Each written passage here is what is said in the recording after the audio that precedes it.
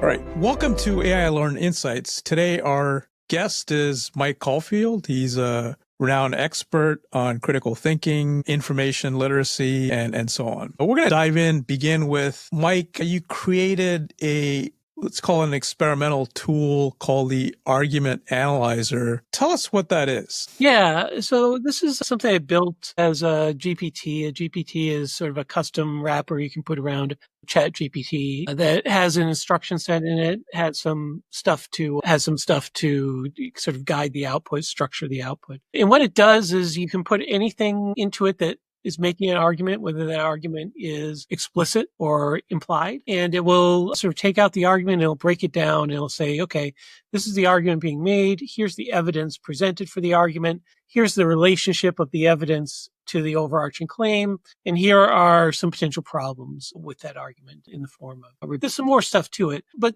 the broader idea of this is that thinking about our engagement with AI in learning around new forms of output, new things that students can interact with. And the way I've been explaining it lately is, to think about it sort of the way we think about something like maps, right? Like that when maps came out, it didn't mean that people knew less geography. People actually had to learn more geography to understand a map. And it's the same way with this tool. You look at this and it structures the output in this way. It doesn't mean you don't have to analyze the argument yourself, but it's a tool to analyze an argument more efficiently.